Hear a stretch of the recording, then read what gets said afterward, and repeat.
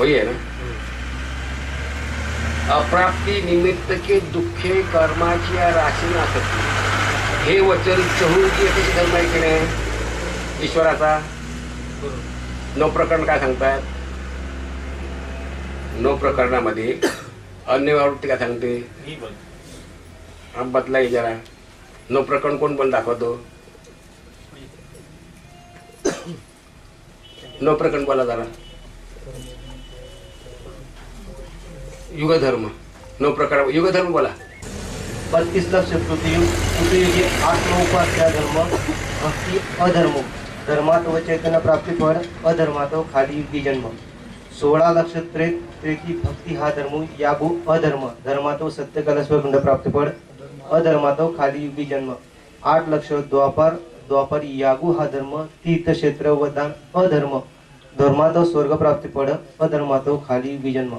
4 लक्ष कलियुग तीर्थक्षेत्र वदा हा धर्म हिंसा अधर्म धर्मात अंतराळ प्राप्तीफळ अधर्मात नरक. उत्तमा धर्मात अंतराळ प्राप्तीफळ मध्यमा धर्मात अष्टदोनी प्राप्तीफळ कनिष्ठा धर्मात अधोनिक प्राप्तीफळ.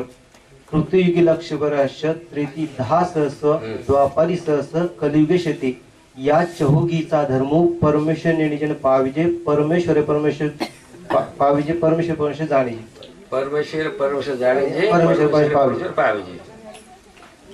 या चहुगीचा धर्मी परमेश्वर नेणेजे न पविजे. काय म्हणतायत? मग परमेश्वर जाणीजे परमेश्वर पाविजे. आता काय त्यात काय लक्षात आलं काय? परमेश्वर जाणता येईल आणि परमेश्वर पाहून परमेश्वर भेट आपल्याला. मग चौयुगी एकच धर्म. बरोबर. 4 युग सांगितलं स्वामीने. चतुर्युगी एकच धर्म आहे की नाही? काय? ज्ञान मोक्ष आत्मज्ञाने मोक्ष लिंगपाते मोक्ष 3 सांगितले. खरं काय? कोणत्या ठिकाणी? आपका सवाल था ना इंदोर से. लिंग पातळी मोक्ष म्हणजे काय? ते नको विषय दिला आहे. ते पहिले हेच पाहिजे. या चहुगीचा धर्मी परमेश्वर नेणीजे. या 4 युगातल्या धर्माने ईश्वर जाणता येत नाही. तो कसं जाणता येईल? परमेश्वर जाणीजे परमेश्वर पाविजे. जो ईश्वरच तुम्हाला सांगू शकतो मी ईश्वर आहे, ही सृष्टी माझी आहे, हे मी तुला बनवलं आहे. परमेश्वर प्रवृत्ती माया काय हे उदाहरण बोल ना बाबा. सृष्टीमध्ये परमेश्वर अवतरती मनुष्य वेशधारी होती माया वेशधारी होती माया निर्मित माया पुरधारी होती माया निमित्तम पुरम मायापुरम माया घटाकारे आकारे होते. नखचर्म रोमाती करुणी नखचर्म रोमाती शुद्ध चैतन्याची ते. आता पुढचं राहू दे. येते पाड आहे. मग प्रत्येकाचा शब्दाचा अर्थ समजून घेतला पाहिजे. तो अशा ठिकाणी होत नाही. तो एकांतात अभ्यास करावा लागतो. मग तो असा ईश्वर पाहिजे. अशा ईश्वराकडून तो समजून घे. तो सांगू शकतो. परमेश्वर जाणे असा ईश्वर सांगतो सृष्टीमध्ये अवतार धारण करून. आणि मग धारण कोण काय करतो? सांगतो. मग हा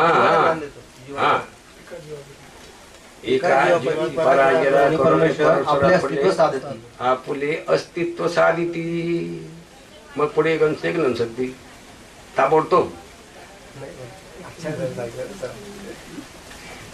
ते उलट सुलट आहे सगळं. ते समजून घेतलं पाहिजे.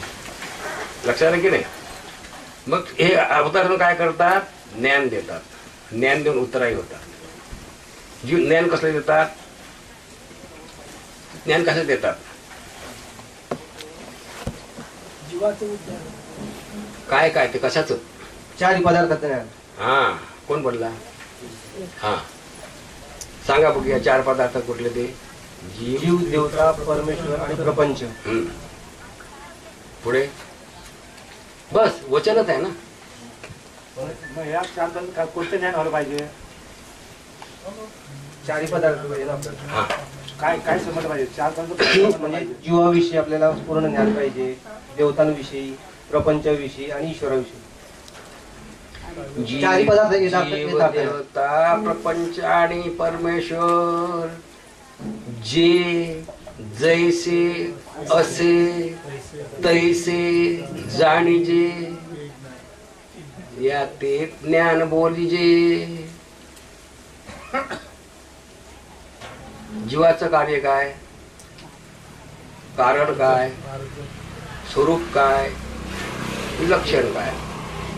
देवतेचं कारण काय, स्वरूप काय, लक्षण काय, कार्य काय.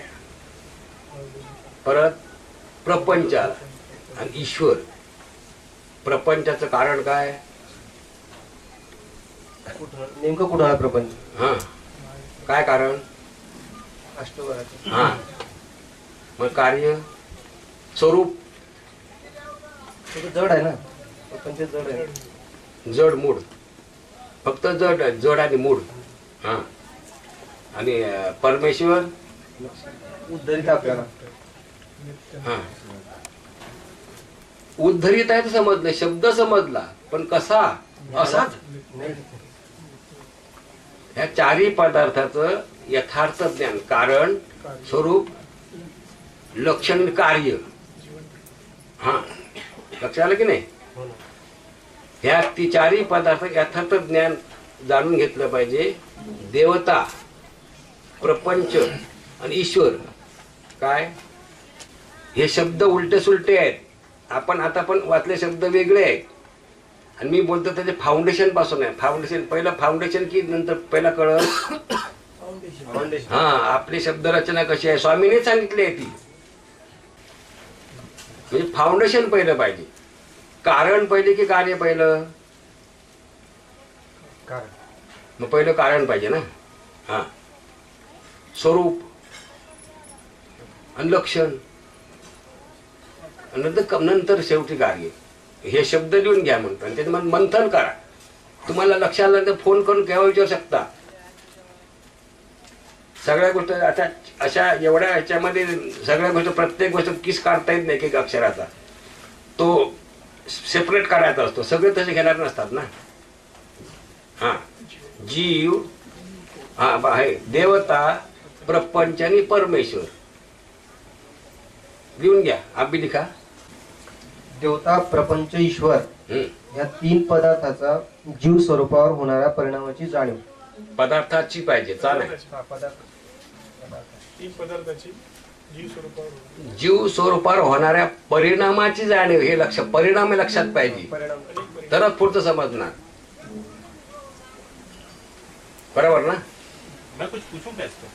काय पूछू? थोड़ा पूछेगा पहले आप बोल लो फिर पूछता हूँ. ये पूछो क्या पूछने का है. मैं बोलने का तो बोलने तो रोकूंगा मैं. बोलो शंका है तुरंत पूछो. जीवन धारा में ये पाठ है 36वां. वो उस दिन वाला फोन वाला. नहीं वो अलग हो गया.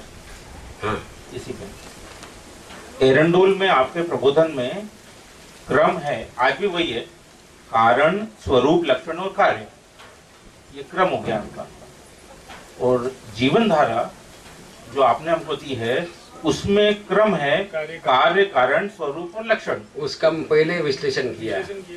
ये ब्राह्मणी भाषा में नहीं चाहिए, हमें फाउंडेशन चाहिए. नहीं, जैसा हम किताबें जो आगे जा रही हैं जहाँ तक आप उपलब्ध नहीं है तो जो वो जीवन सब धारा वैसे सब पढ़ेगा वैसे तो- ही है. कारण स्वरूप कार्य, कारण कार्य स्वरूप लक्षण, कार्य कारण कारण हम लोग को वही याद किया है. नहीं किताबें आगे जा रही है वो लोग ऐसे ही पढ़ रहे हैं, परंतु जो हमारे टच में है वो आप जैसा हम लिख लोग रहे हो। फाउंडेशन करते. पहला क्या है, पहले फर्स्ट इसका भी जानते हैं. पहले KG, फिर जूनियर KG. हम लोग जूनियर KG से जाते. हम लोग हाई स्कूल में या कॉलेज में नहीं जाते. कारण बिना कार्य हो सकता है क्या? पहला कारण होना चाहिए तभी वो कार्य होगा. वो कारण जो है मध्य होता है. मगर दिखता तो पहले कार्य है ना. कुड़व जी यहाँ पर प्रबोधन कर रहे हैं, ये कार्य हो गया. कारण इसका क्या है? अव्यक्त है. पहले कारण तो दूसरा है ना, कि ये बात जिन्होंने समझानी चाहिए वो नहीं समझा रहे हैं तो आपको आज आवश्यकता पड़ रही है. कारण तो दूर हो गया, पहले तो सामने तो कार्य आता है ना. सामने कार्य वाला- देख के ही तो हम कारण की तरफ जाते हैं ना। दृष्टि गोचर के पीछे मत जाओ, दिखने वाले इस पे मत जाओ। कारण बिना कार्य होता ही नहीं है। नहीं होता। पहला कारण का है उसको पहले ढूंढो। कारण बिना आप कैसे हम कार्य दिखेंगे? कार्य तो सबको दिखाई देता है। तो आकाशात पतितम त्वमेता गच्छति सागरम, ऐसा सब चल रहा है, दुनिया चल रही है। आया समझ में?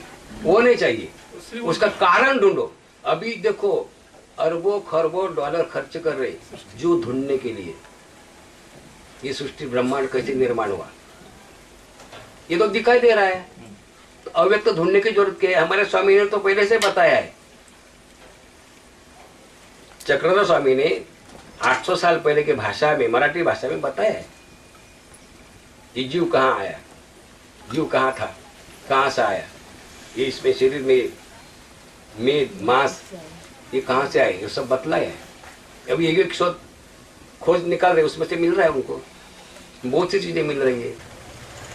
काय सांगता स्वामी? जीव, देवता, प्रपंच आणि परमेश्वर हे जैसे असे तैसे जाणीजे, आणि कपाळावरी फाळके घालून निघून जाईजे, जिथे गेले मेल्याची सुधीर न नव्हे, असं पण आहे नाही वचन का भाऊ? आहे ना? आहे की नाही? मग कपाळ फाळके म्हणजे काय? अशी वचन सरमिसळ वचन आहेत खूप. काय एक एक वचन 3-3 प्रसंगात ठेवलेलं आहे. त्याच्यामुळे काय झालं, आपल्या बुद्धीमध्ये काय झालं, खिचडी झाली. खिचडी म्हणजे कशात नाही, पाकडलं काय नाही सापडलं असं पण ठेवलेलं आहे. एक एक वचन 3-3 प्रसंगाला विरुद्ध प्रसंग करून ठेवलेले आहेत. अशी कितीतरी आहेत, ते सतत अभ्यास करणारा समजतात. आता आम्ही कधीतरी येऊन तुमच्या समोर टाकलं काय होणार आहे? तुम्ही कधीच बॅट हातात घेतले नाही, एक चांगला हा जाहीर खांदा सांगितलं बॉलिंग करायला, काय होईल तुमचं? काय होईल? यॉर्कर काय असाच टाकला तरी डोक्यात थोडं फोडून गेला, तशी परिस्थिती आहे. पण जे जसं आहे तसं ज्ञान जाणून घेतलं पाहिजे. उगाच भारी भारी शब्द हे विचारून होत नाही. पहिलं आपण काय केलं, जाणून घे जीवाचं काय. जीव काय करतो? जीव क्षणा एका माझी जे अब्जवी, ते जन्माच्या सहस्री निस्त्रता नसरे. बाबा हे कसं आपण निसतणार हे पहिलं जाणून घेतलं पाहिजे. हे तर मानसिक करतो, वाचिक आणि प्रारब्ध त्याचं काय हे पहिलं जाणलं पाहिजे. तेच जर तुम्हाला जाण तुम्ही कसं बघून संपवणार, म्हणून अनुसरलं पाहिजे. अनुसरचं काय सांगतात चर्या? अनुसरल्याची अगांत कुंठे अनारब्ध सुंकी प्रारब्धा भोग क्षयो. काय सांगतात ते पाड्यानं वचन? मला काय अर्थ सांगा मला बघूया. अनुसरल्याची कर्म सवा भोग नाही दैव सवा भोग. काय म्हणतात स्वामी सांगा बघूया.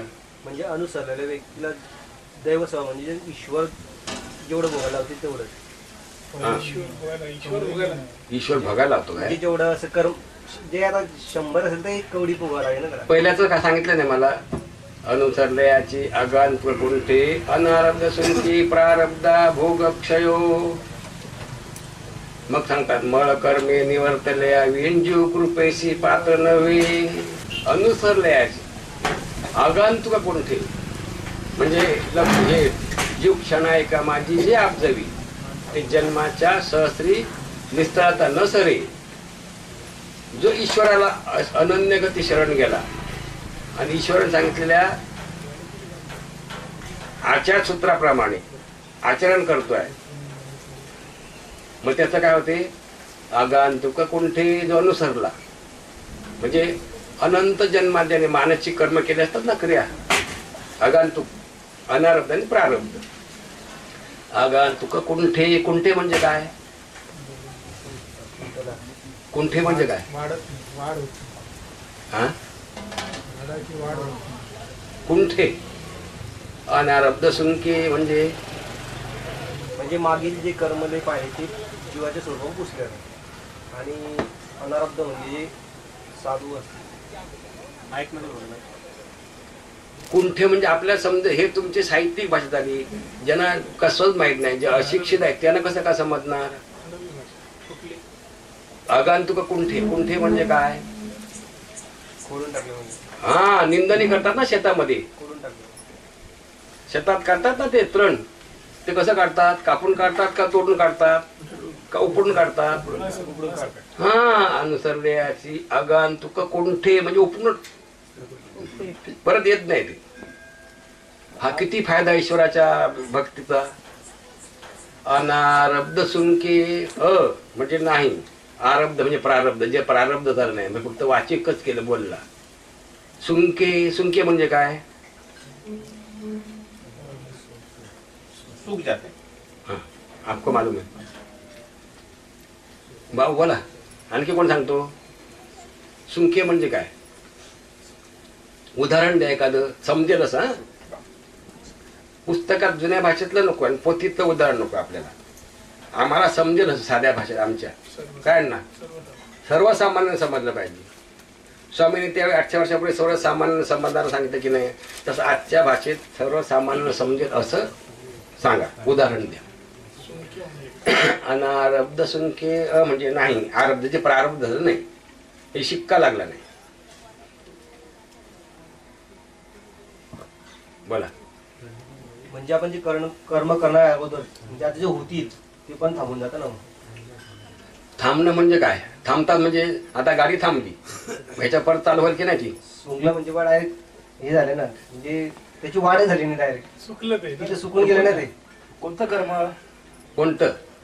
जे आपण कर्म पुढे करणार आहे ते वाचिक कर्म केलं ते. सुंके म्हणजे नाही लक्षात येत.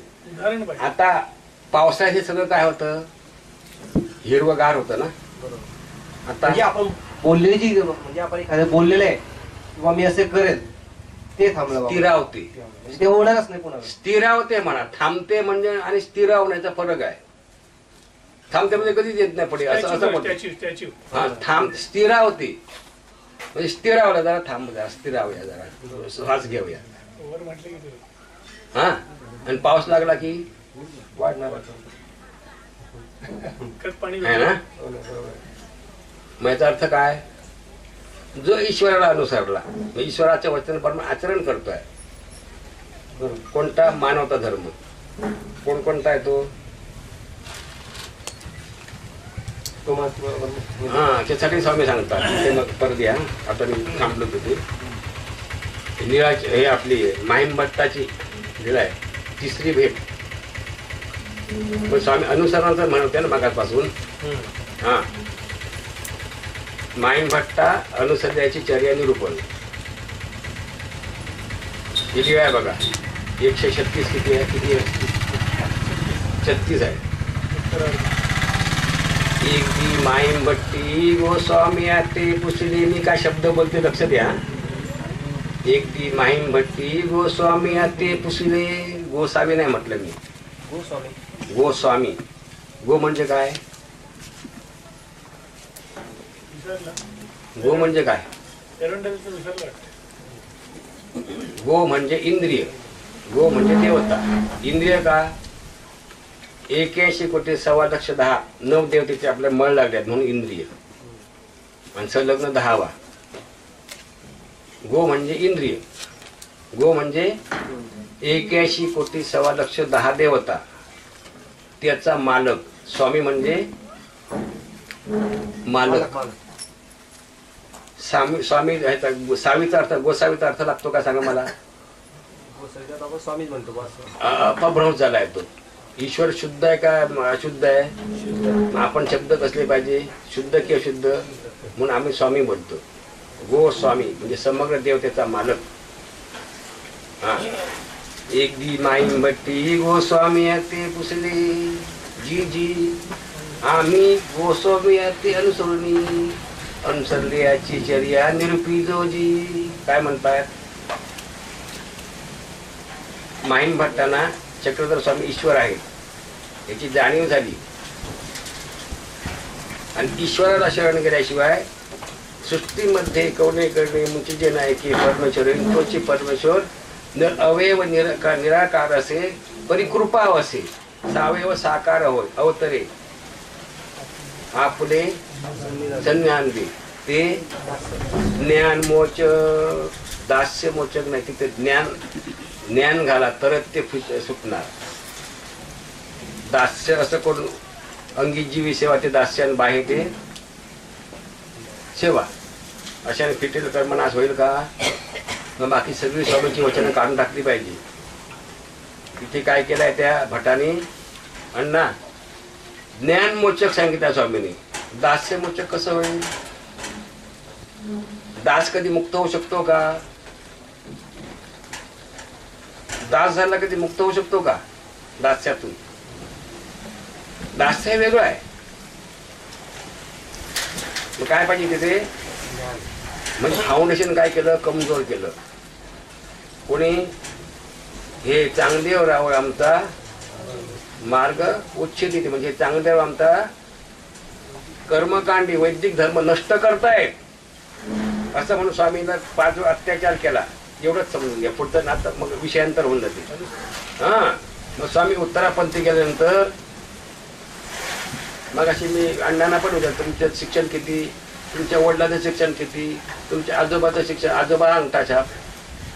मग तुम्ही विचार करा 600 वर्षापूर्वी तुमच्या आमच्यापैकी कोण शिकलेला होता का? काय हो? हा किंवा नाही तर बोला. मग कोणी केलं शास्त्र ते निर्माण? पोथ्या पण दिल्या तुम्ही, आम्ही, स्वामीनी का नागदेवाचार्याने? स्वामीने सांगितलं पोथ्या लिहायला कुठे? बघा विद्याच्या तर कुठे पोथी लिहायला सांगितलं काय? सरळ स्वामीने सांगितलं सगळं सिद्धार्थ आहे पण काढून टाकलं. म्हणून ते विचारशालाकामध्ये मांडलेलं आहे. हे लीळाक्षेत्र जे आहे ना हे काय आहे? चरख्यात घातलेला ऊस त्याचा रस काढून फेकून चिपाड आपल्या हातात. असं विचारशालाका लिहिलाय मी स्पष्ट. अण्णा वाचत की नाही? असं पागल वेळा झाला का लिहायला? हा. मग स्वामी काय म्हणतात? भट्टो कोण आहे ते? माहीम भट्ट आहेत. कर्म धर्म विधी विखो परित्यजोनी परमेश्वरा शरण विगावे. अनुसरणाची चर्या सांगतात. हा मग परत मला वेगळं विचारू नका. अनुसरण म्हणजे काय? अण्णा चुकत झालं सांगा मला. मी पण तुमच्यासारखा जीव आहे. जीव असल्यामुळे चुकतोच ना. कर्म धर्म विधी विखो परित्यजोनी परमेश्वरा शरण विगावे. कर्म म्हणजे काय? काय ते यजन याजन अध्ययन अध्यापन दान प्रतिग्रह. हे कोणाचे कर्म आहेत? ब्राह्मणांचे. काय म्हणतात? षटकर्म म्हणतात. षटकर्म यजन याजन अध्ययन अध्यापन दान प्रतिग्रह म्हणजे काय? स्पष्टीकरण सांगा. बघा यजन म्हणजे काय? डिटेल नाही सांगा पण मला. म्हणजे ते पोथी वगैरे जे वाचायचे किंवा यज्ञ यानंतर म्हणून ज्ञान मोचक म्हणून यथार्थ घेतलं. अर्धवट काय? अर्धवट काय गेले लढाईवर काय करते? हरून येतात. यथार्थ पाहिजे म्हणून सांगतात जे जैसे असे जे जसं आहे तसं. हे मला माहित नाही ते मला माहित असं नाही झालं. यजन याजन. यजन म्हणजे यज्ञ करणे. याजन म्हणजे यज्ञ करून घेणे. अध्ययन आणि अध्यापन काय? आपण पहिला अभ्यास करावा अध्ययन वेद आणि दुसरं शिकवावं. आपण दुसरं दान द्यायचं आणि दुसऱ्या कोण आपण दान घ्यायचं. हा मी काय? यजन याजन अध्ययन अध्यापन दान. तुम्ही लिहून झालं पाठ झालं तुमचा ना ते ऐवळे. तुम्ही तलवार तुमच्याकडे चांगल्या आहेत धारवाल्या आणि हे नाही जरा तुपाची धार लावा. त्याला तेलाची धार आहे तुमच्याकडे. तुपाची धार लावा चांगली. यजन याजन अध्ययन अध्यापन दान प्रतिग्रह ही कर्म षटकर्म. यजन याजन अध्ययन अध्यापन दान आणि प्रतिग्रह. यजन म्हणजे यज्ञ करणे आणि दुसऱ्याकडून यज्ञ याजन म्हणजे यज्ञ करून घेणे. अध्ययन म्हणजे स्वतः अभ्यास करणे आणि दुसऱ्याला अभ्यास शिकवणे.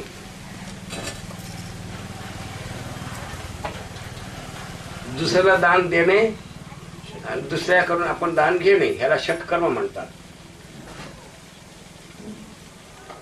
याला काय म्हणतात स्वामी? कर्म.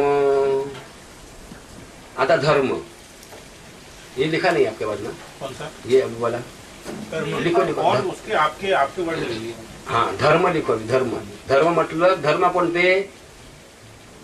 4 वेद 6 शास्त्र 18 पुराण 52 उपनिषदातून जे आले धर्म ते कोण होते? षडशास्त्र संपन्न ब्राह्मण होते. कोणता अभ्यास होता? वैदिक सगळा. हा धर्म कर्म धर्म विधी. विधी आता कुठला आला इथे? या धर्मात धर्मग्रंथात सांगितले जे जे विधी उपास तपास व्रत वैकल्य जप तप ध्यान धारणा योगाभ्यास जेवढे जेवढे विधी. विखो. विखो म्हणजे संकट. विखो म्हणजे संकट. अर्थ तो प्रकरणाचे हा आणि अर्थी दृष्टांत त्याचे. अर्थ प्रत्येक शब्द असे विखो असा बऱ्याच ठिकाणी आहे. विखो इंद्रिय विलय. हा परत देवतांनाही विखो म्हटलेलं आहे. इथे काय घ्यायचं? संकट. हा नाही खूप ठिकाणी विखो. ते नको शोधू आता. आताच पहिलं आताच्याच वयसे घेते पाठी अनुभव जाणार. विखो म्हणजे काय? विखो संकट. संकट कोणती? जीवाला- द्वितीयम च मध्यम च पिशितम च वेशा पारधी चौर्यम परद्वारश वै सप्त इति सप्त व्यसनाती जीव घोरात घोर नरका पडयती. हा ही सप्त व्यसन द्या ना. संकट काय घ्यायचं? हा सप्त व्यसन. द्वितीय म्हणजे जुगार. मध्य म्हणजे दारू. पिशिता म्हणजे अभक्ष भक्षण करणे मांस. वेशा वेशागमन करणे. पारधी म्हणजे शिकार करणे. चोरी म्हणजे चोरी करणे. परद्वारस म्हणजे आपल्या शेजाऱ्याच्या स्त्री बरोबर त्या स्त्रीने पुरुषाबरोबर नको तो व्यवहार करणे.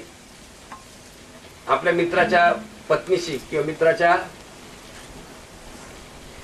जे काय समजून घ्या याला परद्वार सेवा म्हणतात. इथे एवढी सप्तव्यसन केलं तर जीव घोरात घोर नरकात जातो. समजलं की नाही? इथे मांसाहार करणारे किती असतील ना. मांसाहार करतात त्यांचं काय होते माहिती आहे? नको रे नको मांस भक्षू जीवाचे पुढे उसणे देणे लागे तयाचे जरी भक्षिले आयते पारधीचे पुढे भोगणे पाप लागे तयाचे. इथे अन्य लोक पण आहेत ना. आधी सगळीकडे दुकान तुम्हाला बघा सगळी बार आणि आम्हाला त्रास होतो जेवायचा. हॉटेल मिळत नाही. सगळीकडे दिसतं दुकानं कसली बार आणि नॉनव्हेज. नको रे नको मांस भक्षू जीवाचं पुढे उसणे देणे लागे तयाचे. मी तर स्वामी काय म्हणतात? जीव क्षणा एका माझी जे आपजविते जन्माच्या सहस्र निस्तरता न सरे. याचा अर्थ काय? एक कोंबडा खाल्ला तर लाखो कोंबडे व्हावं लागणार तुम्हाला. ते तर खाणार दुसरे. एक मच्छी खाल्ली तर लाखो करोडो मच्छी व्हावे लागणार. तेव्हा ते तुमचं पाप फिटणार आहे. हाँ काय का हम लोग मार के खाया. हम लोग थोड़ी पकड़ा मार के खाया. कौन तो मुर्गा थोड़ी मारेगा मच्छी थोड़ी मार. वो अगर खाने वाले है करके वो बहुत मार रहे ना वो लोग. है की नाही? काय खाणारे आहेत पैसे देऊन घेणारे म्हणून ते मारतायत. एक पाहिजे एकच मारे थोडासा त्याला पाहिजे तेवढं. तेव्हा आम्ही तो मारतो आम्ही आणतो आहेत. जरी हे भक्षिले आयते पारधीचे तरी भोगणे पाप लागेत आहे. तरी तुला ते पाप भोगावंच लागणार. ते सुटणारच नाही. का? हे करी तया नर धरी तया नरक एक एका दे तया नरक. स्वामी सांगतात का? मी कुठं सांगतोय? हा मी फक्त मराठीत सांगतो तुम्हाला. आताच्या हे जुन्या भाषेचं आहे. मग काय म्हणतात? अभी आप जैसे बताए कि मच्छी खाने वाले और जो बेचने वाले हैं दोनों को नरक होती है. तो जैसे एक जीव का हम लोग के किसी ने मर्डर कर दिया, जिसका हुआ है और जिसने किया है वो दोनों को नरक होती है. हे करी तया नरक धरी तया नरक, वो मारने वाला भी मरने वाला भी।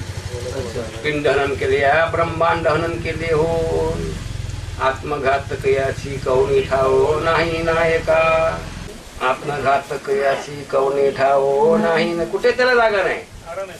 थारा नाही, कुठे थारा नाही त्याला. तो आत्मघात करतो, दुसऱ्याचा करतो आणि स्वतःचा करतो, दोघा नाही. हा त्याच्यामध्ये 13 भेदी नरक जीवनधारामध्ये आहेत, हिची वाचा मग समजेल तुम्हाला. हा मग पुढे काय म्हणतात, कर्म आत्मघात क्रियासी कौन ठावो नाही नायका, पिंड हनन केले या ब्रह्मांड हनन केले होय. ह्याचा हा गहन विषय अण्णा स्वामींनी कुठे सांगितलंय का तसं. ह्या देवता हा का स्मृतीस्थळ कोणी स्वामीने सांगितलं का जीवाने. श्रुती स्मृती वृद्धाचाराने मार्गरूढी. तुम्हाला मोक्षधामाकडे कोण नेणार, श्रुती नेणार, स्मृती वृद्धाचार का. हा मग ते मोक्ष आमचा फक्त प्रमाण असतं मोक्षधामाकडे जाण्याचं, बाकी आम्ही दुसरे विषय बोलत नाही का. चांगले विद्वान महात्मे त्यावेळेस त्यांनी ढोरे डोंगरात जाऊन आपलं हे केलं. कटंकटी मान होऊन असावे, हाडाची रांगवळी करावी नायका.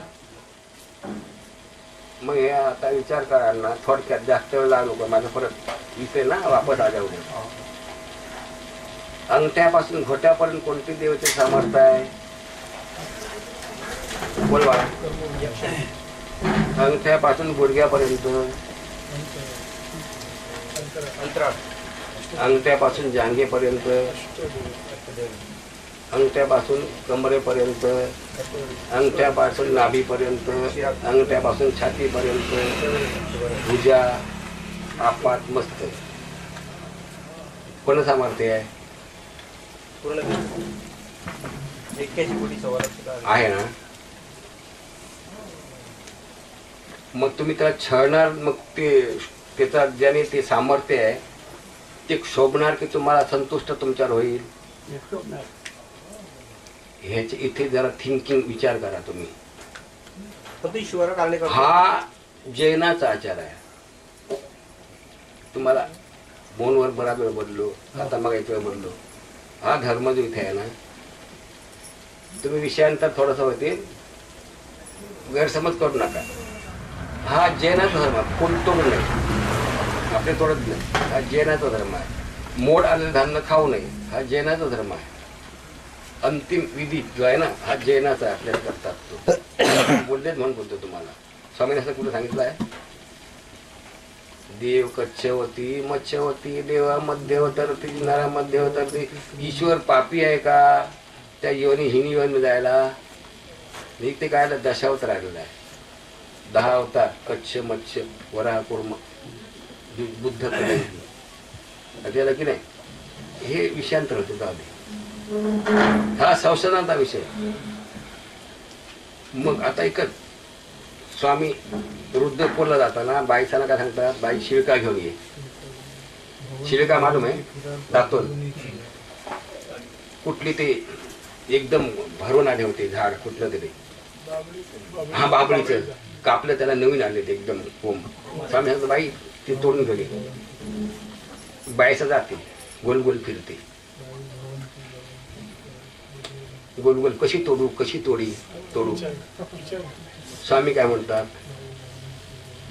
बाई फिरतेस काय, तोडून घेऊन ये ना. मग ती हसते तोडून आणि घेऊन येते. गोल गोल का फिरते,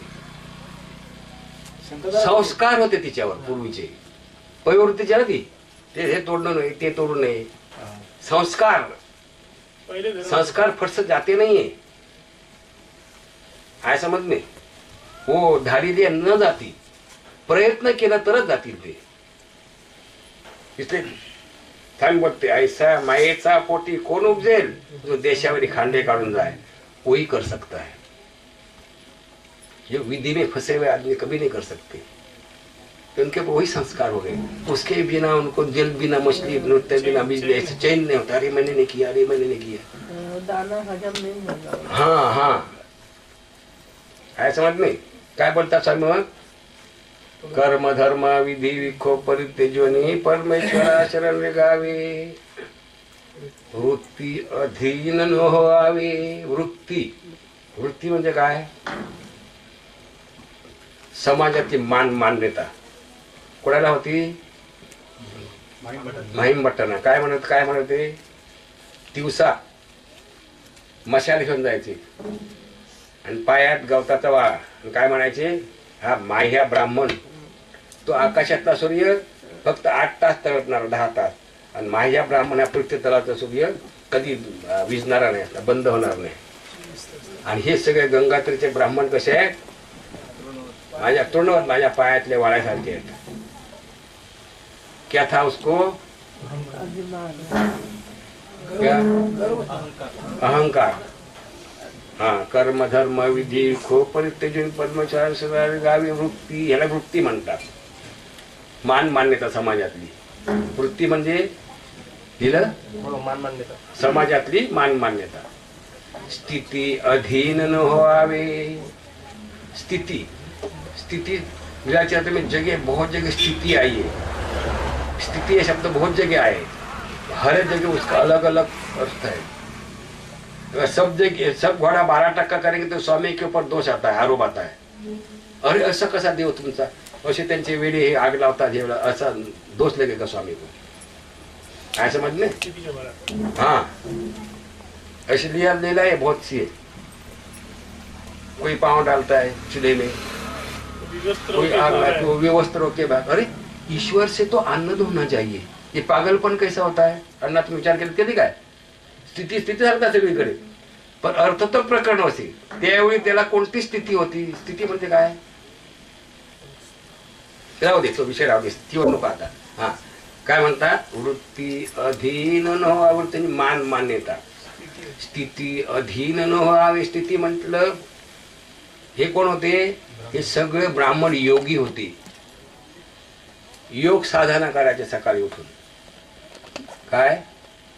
योग. आणि त्या स्थितीमध्ये कुंडली जागृत करून त्याच्यामध्ये ते रममाण होऊन राहायचे. मग स्वामी सांगतात काय?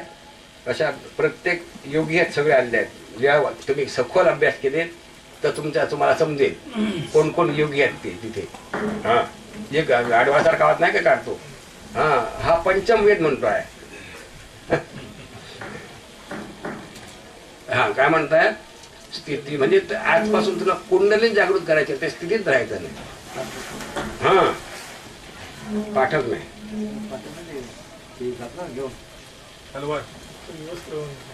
तो विवस्त्र पाठा. हा, तो वेगळा. एक डोळ फुटलेला, डोळा फुटलेला. हा, पुढे काय म्हणता? इकर विकार हा इंद्रधर्म विकल्प हा मनोधर्म परित्यजोनी परमेश्वराचरण गावे. विकार काय म्हणता? विकार हा आणि विकल्प. आता विकार म्हणजे काय सांगा आता बघूया. विकार हा इंद्रिय धर्म. बोला भाऊ, आपको नहीं मालूम नहीं?